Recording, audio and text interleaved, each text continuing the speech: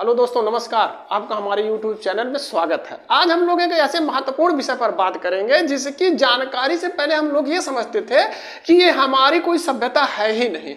इसकी जानकारी से पहले हम लोग ये समझते थे कि वैदिक सभ्यता हमारी सबसे प्राचीन सभ्यता है। लेकिन जब इसकी जानकारी प्राप्त हुई तो हम लोगों ने देखा कि ये हमारी ही नहीं, विश्व की प्राचीन सभ्यताओं में से एक है। विश्व की सबसे प्राचीन सभ्यताओं में से एक है। ये भारत की सबसे प्राचीन सभ्यता है। आज हम लोग बात करेंगे सिंधु सभ्यता या हड़प्पा सभ्यता।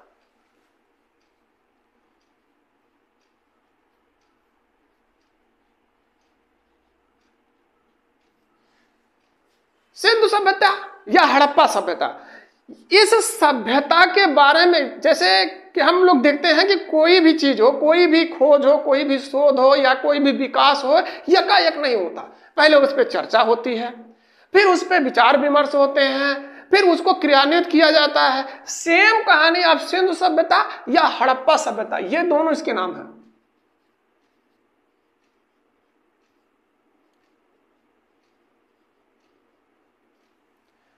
सिंधु सभ्यता या हड़प्पा सभ्यता।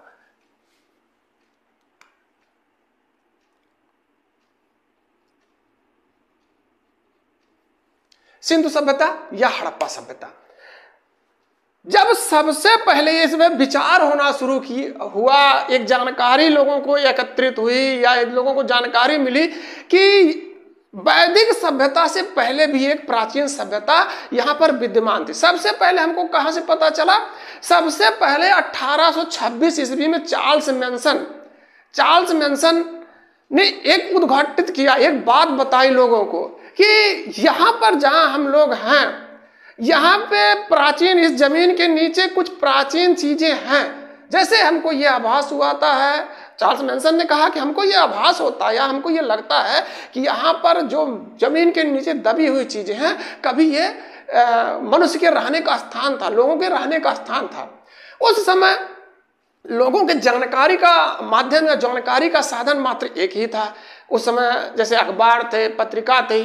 तो अब आजकल जैसे हम लोगों का है कि सोशल मीडिया है, यूट्यूब, फेसबुक या ट्विटर, जितने भी हैं सोशल मीडिया है, टीवी है। तो उस समय क्या था, पहले केवल अखबार या पत्रिका का ही सहयोग लिया जाता था। तो 1826 ईस्वी में 1826 ईस्वी में चार्ल्स मैनसन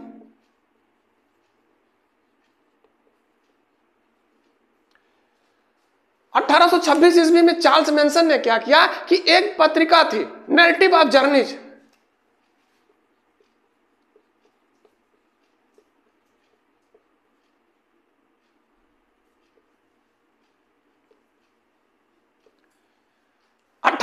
ईस्वी में चार्ल्स मैनसन ने एक पत्रिका नैरेटिव, जिसका नाम है नैरेटिव ऑफ जर्नीज, उसमें उन्होंने ये कहा कि यहाँ इस जमीन के नीचे जो है कुछ ऐसी चीजें हैं जिसका हम लोग ये अनुमान लगाते हैं कि यहाँ कभी निवास स्थान रहा होगा या लोग यहाँ पर रहते होंगे, लेकिन काफी समय बीतने के बाद जो है वो मिट्टी के नीचे दब गया। जैसे आज भी हम लोग देखते हैं कि कोई चीज रख दीजिए तो वहां पर धीरे धीरे उसके ऊपर मिट्टी का आवरण आ जाता है, लेकिन सामान जो है वैसे ही नीचे पड़ा रहता है। तो इन्होंने इसका, चार्ल्स मैनसन ने 1826 ईस्वी में घोषणा किया, जो पत्रिका थी नैरेटिव ऑफ जर्नीज, उसमें इन्होंने घोषणा किया कि इस जमीन के नीचे जो है ये आवास या पहले से लोग निवास करते थे, ये मिट्टी के नीचे दबे हुए हैं। अब इस पर बहस होना शुरू हो गई, लोगों ने इसमें विचार करना शुरू कर दिया। 1856 ईस्वी कह सकते हैं हम। 1856 ईस्वी में अलेक्जेंडर कनिंघम,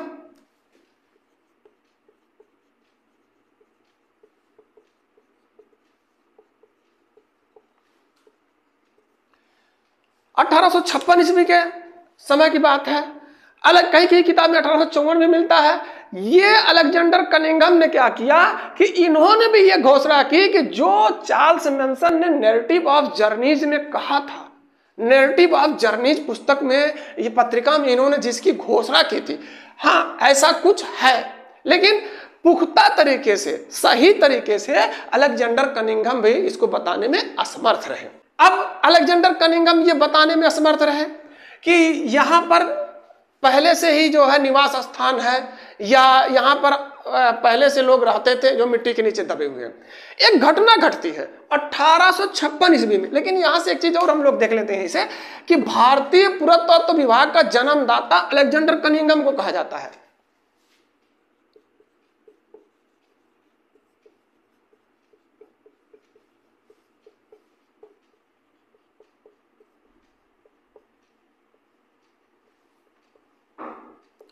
भारतीय पुरातत्व विभाग का जन्मदाता अलेक्जेंडर कनिंघम को कहा जाता है। जैसे भारत में कोई भी खुदाई हो पुरातत्व से संबंधित तो यही पुरातत्व विभाग ही उसकी खुदाई करवाता है। उसको जन्म देने वाला कौन? Alexander Cunningham. थोड़ा सा यहां से एक चीज और हम लोग देख लेते हैं कि इस भारतीय पुरातत्व विभाग की नींव कब पड़ी, उस समय कौन सा सन था? तो 1901 ईस्वी में।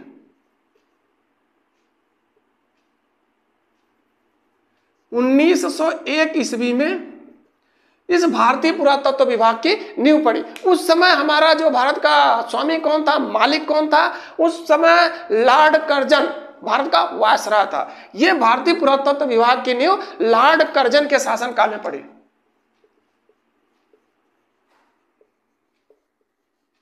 लॉर्ड कर्जन के शासनकाल में भारतीय पुरातत्व विभाग की नींव पड़ती है। अलेक्जेंडर कनिंघम इसके जन्मदाता बनते हैं। अब एक घटना घटती है 1856 ईस्वी में।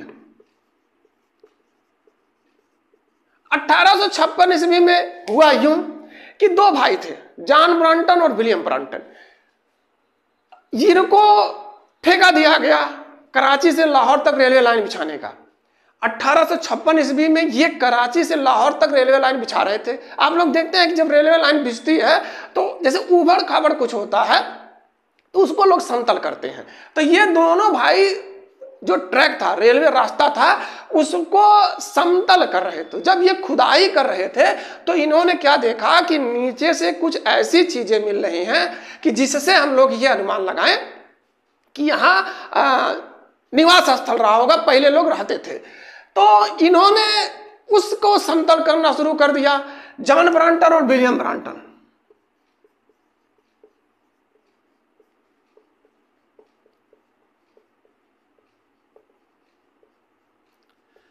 जॉन ब्रांटन और विलियम ब्रांटन दोनों भाई उसको समतल करना शुरू कर देते हैं। वहां से ईंट निकलना शुरू होती है। ईंट निकलना शुरू होती है तो इन लोगों ने क्या किया कि उस ईंट को जो है, जैसे हम लोग देखते हैं आज भी जो रेलवे ट्रैक है उसके नीचे पत्थर के छोटे छोटे टुकड़े पड़े होते हैं। तो इन दोनों भाइयों ने क्या किया कि जो वो ईंट निकल रही थी उसको रोड़े के रूप में प्रयोग कर दिया। जहां आज पत्थर के गिट्टक पड़े हुए हैं तो इन भाइयों ने उन ईंट जो निकल रही थी जमीन के नीचे से उसका प्रयोग इन लोगों ने रोड़े के रूप में कर दिया। ईंट का प्रयोग रोड़े के रूप में किया।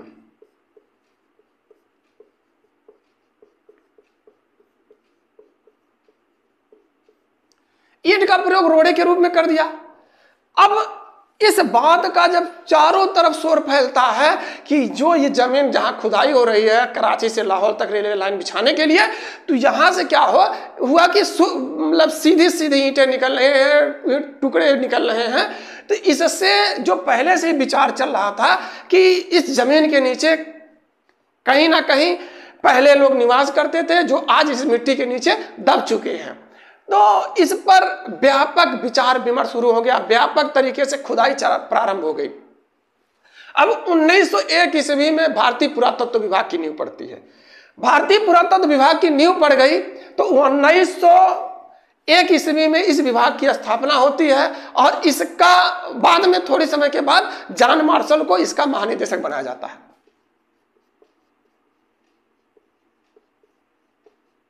जॉन मार्शल को भारतीय पुरातत्व विभाग का महानिदेशक बना दिया गया। अब जब 1921 ईस्वी में दयाराम साहनी के नेतृत्व में इस स्थल की, ये जो स्थल था वहां पर व्यापक खुदाई होती है और खुदाई होने के बाद पता चलता है कि एक ऐसा स्थान है कि जहां हूबहू जैसे आज के समय में आवासीय क्षेत्र है वैसे ही इस मिट्टी के नीचे सब कुछ उपलब्ध है। वो स्थान था जहां पर इसकी पहली बार खुदाई हुई, हड़प्पा। तो इस तरीके से इस खुदाई के बाद ये पता चला कि एक ऐसी सभ्यता जो मिट्टी के नीचे दबी हुई है, वो वहां पर पहले से ही लोग एक विकसित सभ्यता जो है स्थापित थी। अब हम लोग देखते हैं कि ये हड़प्पा, या अभी नाम नहीं मिला था कि ये हड़प्पा है कि कौन सा एरिया है या ऐसा क्या नाम रखा जाए। तो जब जॉन मार्शल ने इसकी खुदाई करवाई, इसके बारे में लोगों को जागरूक किया, तो सबसे पहला मुद्दा बना कि जो खुदाई हुई है उसका नाम क्या रखा जाए। तो सबसे पहले नामकरण की समस्या खड़ी हुई। नामकरण में सिंधु सभ्यता या हड़प्पा सभ्यता ऐसा नामकरण पहले नहीं हुआ था। तो प्रारंभ में इसका नाम रखा गया सिंधु सभ्यता। जैसे नामकरण हुआ तो सबसे पहला नाम इसका रखा गया सिंधु सभ्यता। अब सिंधु सभ्यता क्यों नाम रखा गया? इसके ज्यादातर स्थल जो ये जमीन के नीचे खुदाई हुई, पुरातत्व विभाग वालों ने खुदाई करवाई, उसके ज्यादातर इलाके प्रारंभ वाले वो सिंधु नदी के इर्द गिर्द ही निकले, इसलिए इसका नाम रख दिया गया सिंधु सभ्यता। लेकिन जब हम लोग कुछ समय के बाद जब इसका व्यापक तरीके से उत्खनन शुरू हुआ, तो हम लोगों ने एक चीज देखा कि इसके ज्यादातर हिस्से या ज्यादा स्थान केवल सिंधु नदी के किनारे ही नहीं है, जिसके नाम पर सिंधु सभ्यता रखा गया था। तो ये ज्यादातर इलाके सिंधु नदी के इर्द गिर्द नहीं। हम लोगों ने देखा कि सिंधु और गंगा, जैसे मान लीजिए दो नदी है, ये मान लीजिए सिंधु है और ये नदी है गंगा, तो इसके बीच में जो ये एरिया बच रहा है, ये वाला, तो इसके ज्यादातर जब व्यापक स्तर पर इसकी खुदाई शुरू हो गई, तो इस पर सिंधु और इसकी सहायक नदी जो गंगा थी, उसके बीच में जो है ये इनके आवासीय क्षेत्र या जो खुदाई में पुरातत्व विभाग वालों को मिला, ये बीच वाला। और जब पुरातत्व विभाग वालों ने उस पर रिसर्च किया, शोध किया, तो पता चला कि ये सरस्वती नदी है। तो ये सरस्वती नदी थी। चूंकि सरस्वती नदी इस समय सूख चुकी थी, तो इसलिए इसका एक नाम सरस्वती सभ्यता भी पड़ गया। इसका एक नाम सरस्वती सभ्यता भी पड़ गया। अगला चीज कि यहाँ के जो निवासी थे, जो वहां के रहने वाले लोग थे, वो लोग टीन और तांबे को मिलाकर कांसे का प्रयोग करते थे, कांसा बना देते थे। इसलिए इसको कहते हैं कि कांस्य युगीन सभ्यता भी कहते हैं।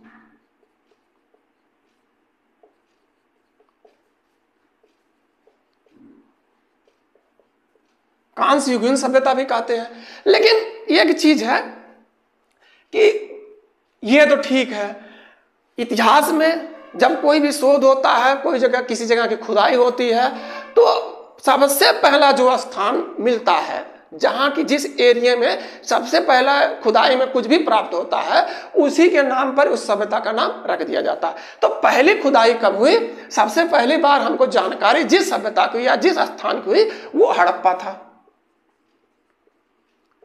इसलिए इस सभ्यता का एक नाम पड़ गया हड़प्पा सभ्यता। ये तो मामला हो गया नामकरण का। अब हम लोग देखते हैं कि ये सिंधु सभ्यता का जो विकास है, इसका नामकरण हो गया कि नाम क्या क्या हो सकते हैं। अब हम लोग देखते हैं कि इस सिंधु सभ्यता का समय कब से कब तक है। जैसे जितने भी हैं, सब अलग अलग विद्वानों ने अलग अलग समय निर्धारित किया।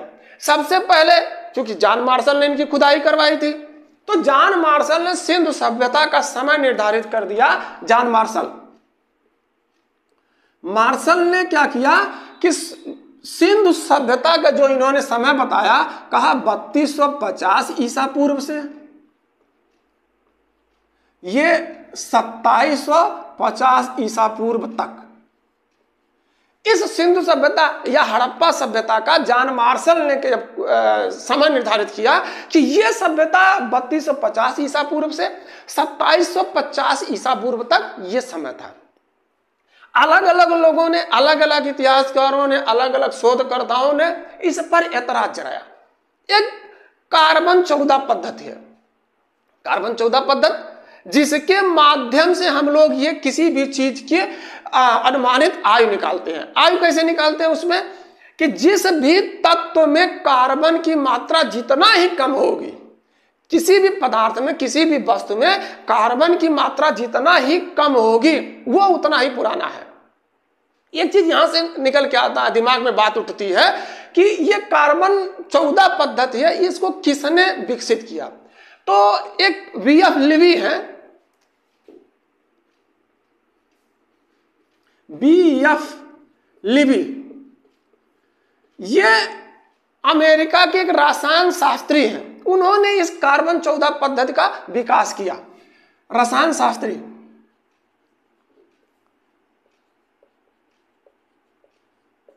उन्होंने कार्बन 14 पद्धति का विकास किया। इसके माध्यम से हम लोगों ने देखा कि जो ये सिंधु सभ्यता है या हड़प्पा सभ्यता है, इसका जो समय काल निर्धारण है 3 भागों में बट गया। सबसे पहला काल निर्धारण इस कार्बन पद्धति के माध्यम से कार्बन 14, या इसको हम लोग कहीं कहीं देखते C14 भी लिखा होता है, तो C का मतलब कार्बन, C14 या कार्बन 14। अब इसका निर्धारण 3 चरणों में हुआ। सबसे पहला चरण कौन था? पूर्व हड़प्पाई चरण। पूर्व हड़प्पाई चरण, इसमें कार्बन 14 पद्धति के माध्यम से हमको यह पता चलता है कि ये 3500 ईसा पूर्व से 2600 ईसा पूर्व तक है।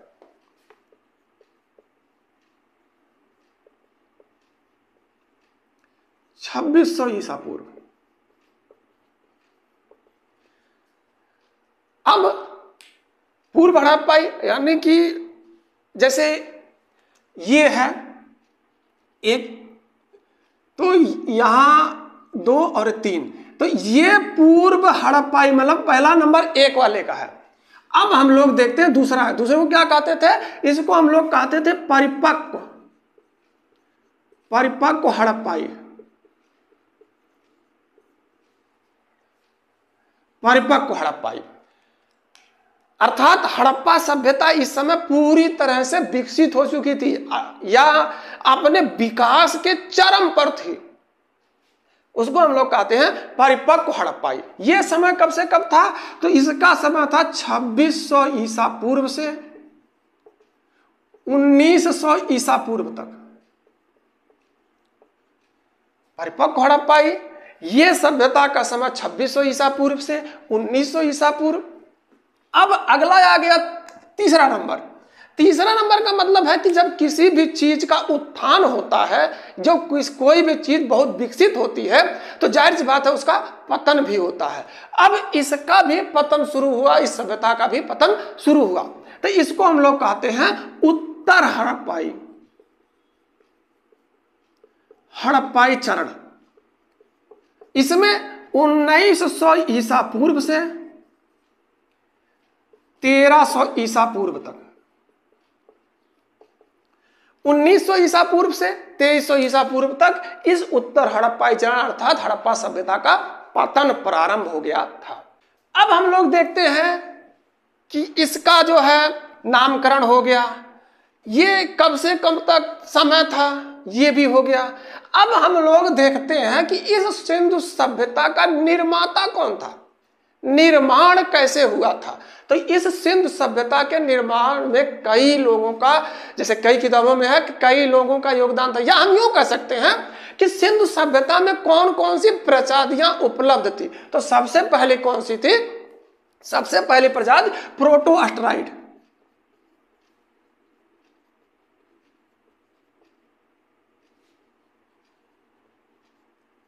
प्रोटोअस्ट्राइड ये प्रजाति जो थी प्रोटोअस्ट्राइड, सिंधु क्षेत्र में आने वाली पहली प्रजाति थी। ये प्रोटोअस्ट्राइड सिंधु क्षेत्र में आने वाली पहली प्रजाति थी। आज भी इसके जो है, इसकी प्रजाति मध्य भारत में उपलब्ध है। किस रूप में उपलब्ध है? ये अनुसूचित जात और अनुसूचित जनजाति के रूप में आज भी ये मध्य भारत में उपलब्ध है। अगली कौन सी थी? दूसरा भूमध्य सागर, भूमध्य सागरी या मेडिटेरियन। भूमध्य सागरी या मेडिटेरियन प्रजाति इसको कहते हैं। ये आज भी इसकी प्रजातियां दक्षिण भारत में मौजूद हैं। अगला कौन सा था? मंगोलाइड। मंगोलायड, ये प्रजाति यहां से ना भूमध्य सागरीय मेडिटेरियन प्रजाति जो थी, इसको ही सिंधु सभ्यता का निर्माता कहा जाता था। अगला था मंगोलायड। मंगोलायड का मतलब यह था कि ये प्रजाति जो सिंधु सभ्यता में उपलब्ध थी, ये हिमालय की तलहटी वाले क्षेत्र में, जैसे हिमालय या पहाड़ी क्षेत्र के इर्द गिर्द इसका जो है निवास स्थल है। आज भी ये जैसे जो पहाड़ी एरिया जैसे हिमालय का तलहटी है या जो भी है उस टाइप का हिमालय के इर्द गिर्द, ये आज भी वहां पे उपलब्ध है। अगली प्रजाति थी अल्पाइन।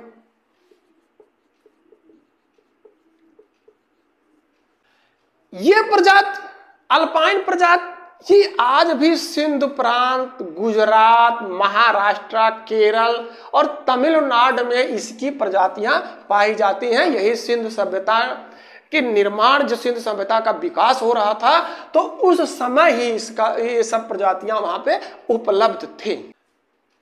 अब हम लोगों ने देखा सिंधु सभ्यता का नामकरण हो गया, कालक्रम हो गया, सिंधु सभ्यता में कितनी प्रजातियां थी उन हम लोगों ने देख लिया, कितने प्रकार की जाति प्रजाति थी। अब हम लोग देखते हैं कि सिंधु सभ्यता का उद्भव कहां से हुआ, अर्थात इसका विकास कहां से हुआ, सिंधु सभ्यता का विकास कहां से हुआ। अब हम लोग देखते हैं उद्भव।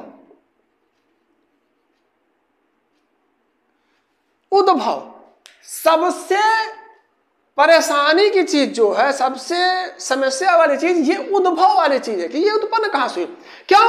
क्योंकि जहां से भी इसके पुरातत्व संबंधित प्रमाण मिले हुए हैं, वस्तुएं मिली हुई हैं, वो परिपक्व अवस्था में है, पूरी तरह से विकसित अवस्था वाली ये चीजें मिली हुई हैं। तो अब यहां से हम लोग ये नहीं अनुमान लगा सकते हैं कि ये कहां से उत्पन्न हुई है या इसका विकास कितनी तेजी से हुआ या किस जगह पर इसका पतन हुआ।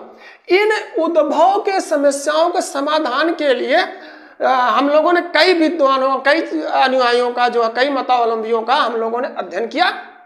तो हम लोगों ने ये देखा कि ये जो है इसके दो विचारधारा फैल गई। उद्भव, सिंधु सभ्यता के उद्भव के संबंधित दो विचारधारा फैल गई। पहली विदेशी और दूसरी स्वदेशी। पहले विदेशी, दूसरी स्वदेशी। विदेशी में कौन कौन से विद्वान थे? तो सबसे पहले John Marshall, Wheeler, Marshall Wheeler, Gordon Childe, Marshall Wheeler, Gordon Childe, DD Kaushambi,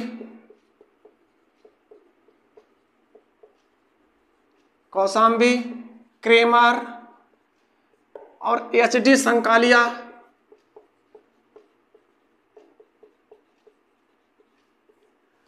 हम लोगों ने देखा कि सिंधु सभ्यता के उद्भव के संबंध में इतने विद्वान, John Marshall, Wheeler, Gordon Childe, DD Kosambi, Kramer, HD Sankalia, इन लोगों ने क्या कहा कि इस सिंधु सभ्यता का विकास या उद्भव उत्पन्न करने वाले विदेशी हैं। अब इन लोगों का तर्क हम लोग थोड़ा सा देखते हैं। इन लोगों का तर्क जो है बड़ा मजेदार है। तर्क इन लोगों का हम लोग देखते हैं कि जैसे सर्वप्रथम मार्शल का हम लोग देखते हैं, जॉन मार्शल का।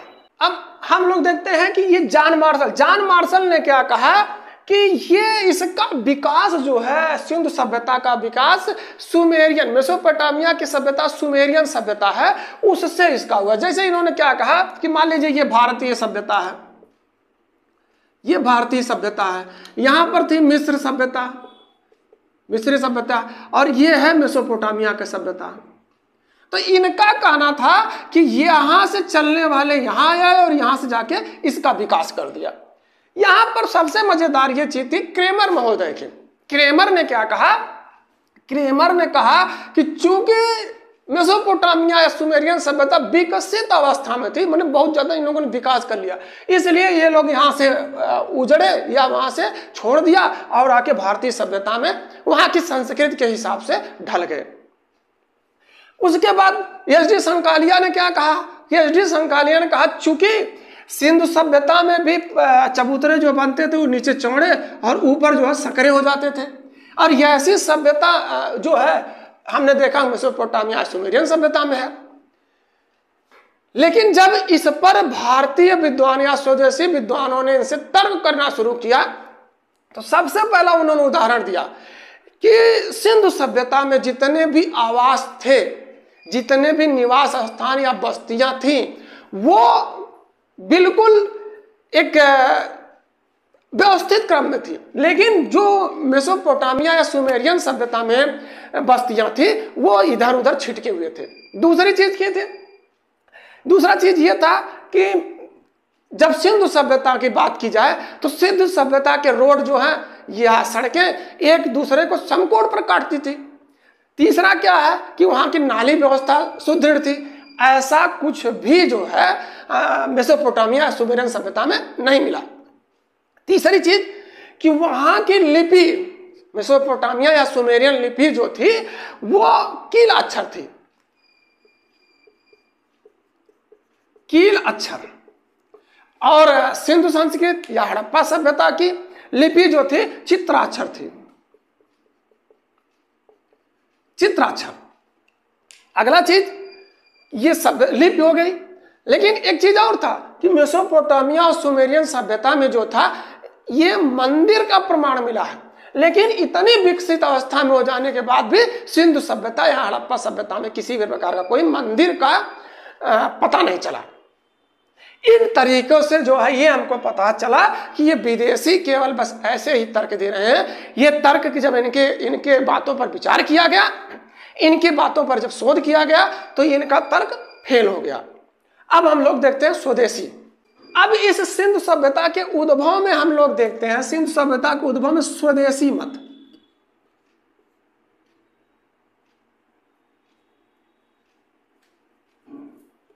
स्वदेशी विचारधारा या स्वदेशी मत। सबसे पहले हम लोग ये देखते हैं कि इस विचारधारा में कौन कौन लोग शामिल हैं।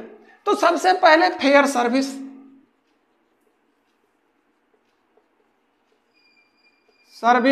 Amalanand Ghosh, Fairservis Amalananda Ghosh, S R. Rao, Arvind दंपत,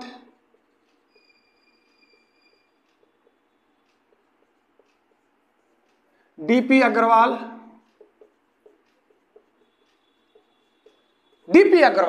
इन लोगों ने जब इस सिंधु सभ्यता या हड़प्पा सभ्यता के बारे में गहन विचार विमर्श किया तो इन लोगों ने देखा कि जो हमारी सोधी संस्कृति है, सोधी संस्कृत और सिंधु संस्कृत या जितने भी एरिया में हमारी हड़प्पा सभ्यता का पता चला वहां की सभी सभ्यताएं एक ही जैसी थी, एक ही जैसे विचार, एक ही जैसे कार्य, एक ही जैसा मकान, नाली, मतलब जितना भी था सब समान मिल रहा था। तो इन लोगों ने ये कहा कि सिंधु सभ्यता का जो उद्भव हुआ था, सिंधु सभ्यता का जो विकास हुआ था वो कहीं बाहर से नहीं आया था, ये हमारे ही यहीं से ये उत्पन्न हुआ, स्वदेश में ही उत्पन्न हुआ और ये स्वदेश में ही विकसित और प्रफुल्लित हुआ।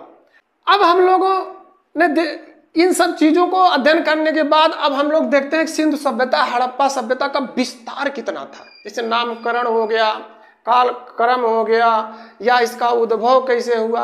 अब अगला चीज हम लोग देखते हैं कि विस्तार, सिंधु सभ्यता कितनी विस्तृत थी या कितना विशाल था। तो हम लोग सिंधु सभ्यता का जब अध्ययन करना शुरू करते हैं तो हम लोगों ने देखा कि ये अफगानिस्तान, पाकिस्तान और भारत में फैली हुई है। जब प्रारंभ में खुदाई प्रारंभ हुई, जब स्वतंत्रता के पहले खुदाई प्रारंभ हुई तो कुछ ही स्थानों की जानकारी हमको प्राप्त थी। लेकिन जब हम लोगों ने इसका व्यापक उत्खनन करना शुरू कर दिया, जब ज्यादा दूरी में जगह इसकी खुदाई प्रारंभ हुई पुरातत्व विभाग के द्वारा, तो हम लोगों ने देखा कि लगभग इसके 1500 स्थल प्राप्त हो गए हमको। विस्तार में हम लोग देखते हैं कि अफगानिस्तान, पाकिस्तान और भारत में जो मुख्य कौन कौन से स्थान है। जैसे हम 1500 का अध्ययन नहीं करेंगे, हम केवल वही जानने का प्रयास करेंगे कि ये 1500 स्थल कहां कहां पे हैं। सबसे पहले हम लोग देखते हैं अफगानिस्तान।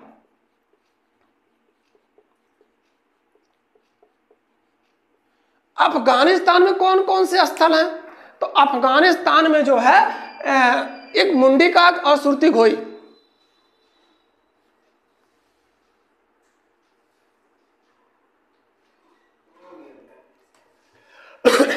या तो इस पॉइंट को पूरा कर ले या तो इसको काट दिया जाए। बोल रहे तुम, इसको हटा ही देते हैं।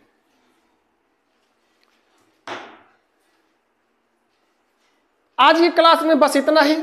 अब हम लोग अगली क्लास में, कल की क्लास में देखेंगे कि इस सिंधु सभ्यता का विस्तार कहाँ कहाँ हुआ, किन किन देशों में हुआ, कितनी लंबी है, कैसी है, और कौन सा इसका आखिरी पॉइंट है, उत्तर दिशा वाला, दक्षिण दिशा वाला, पूरब पश्चिम, या कितने दोनों के बीच में कितनी दूरी है, हम अगली क्लास में देखेंगे, कल की क्लास में।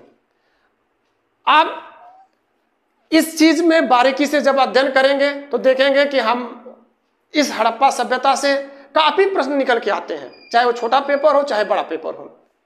आज की क्लास में बस इतना ही। अगर हमारी वीडियो आपको पसंद आती है तो लाइक और शेयर जरूर करें। साथ में अगर चैनल पर नए हैं तो चैनल को सब्सक्राइब करें, बेल आइकन दबाना ना भूलें, जिससे हमारे वीडियो का नोटिफिकेशन आपको मिलता रहे।